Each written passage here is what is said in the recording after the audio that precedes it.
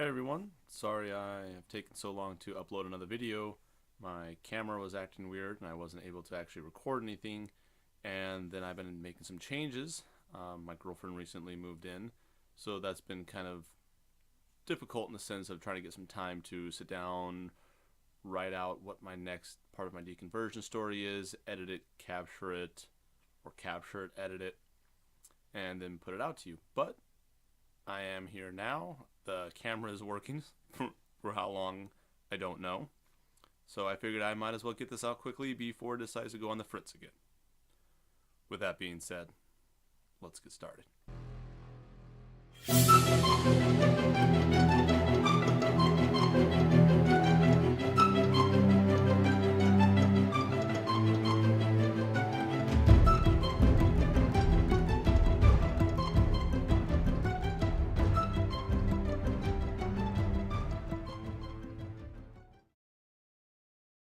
I have always loved learning. I think that would be the single greatest factor in my deconversion. Not a rebel attitude or a bad experience in my past, but really just a simple passion for learning and discovery. My parents like to tell the story of when I was about 6 years old, and I decided to build my first scientific machine.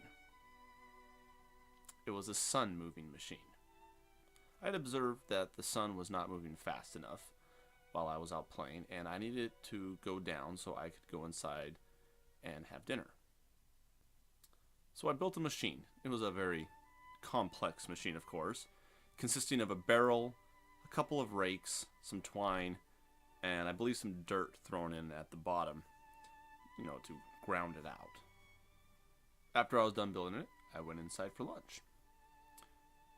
A couple hours later, I come out, and lo and behold, my machine has worked. The sun has moved from one part of the sky to the other. Success, right?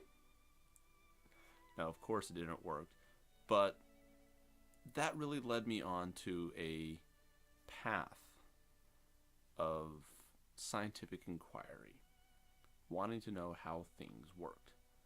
Later on, even at about 6, 7 years old, I was fascinated to discover that my machine had done nothing, and really it was the rotation of the Earth that made the sun move. Now, that we take that for granted, but at 6 years old, this was a startling discovery that I had not done anything myself, but rather the Earth turning created the sunrise and sunset.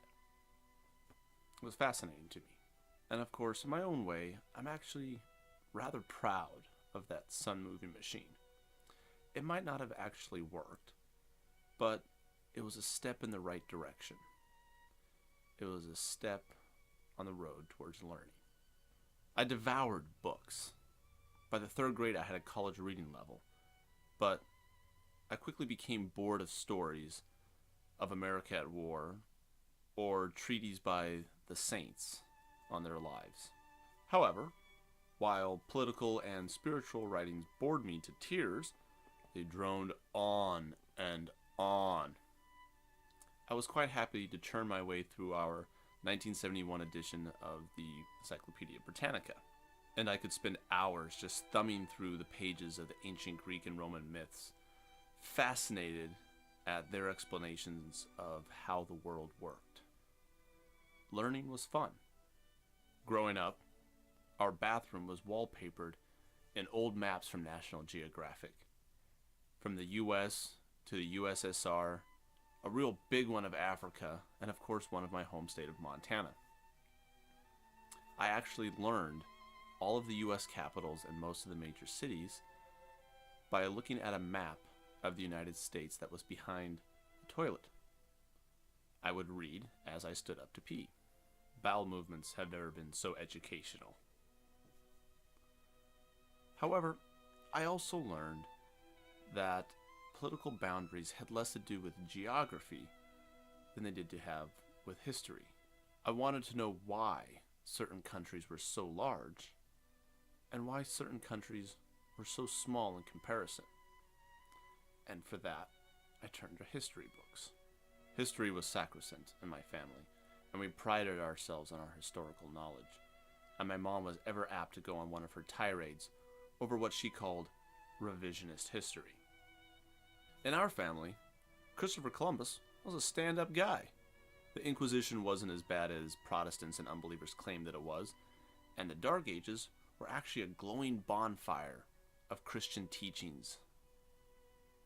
That's right, the Dark Ages.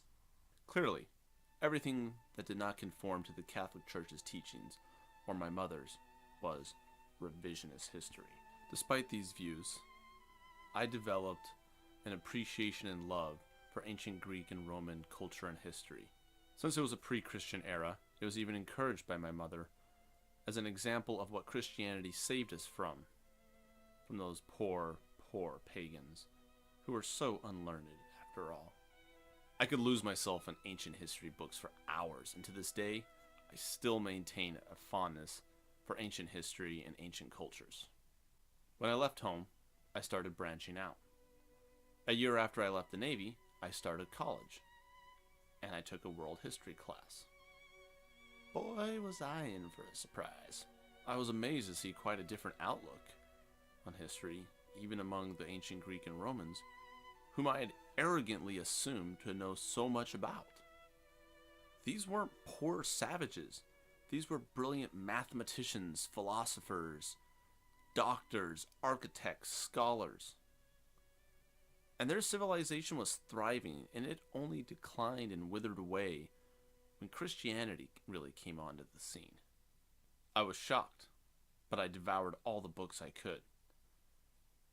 Here, I was actually encouraged to learn anything I wanted, and I wanted it all.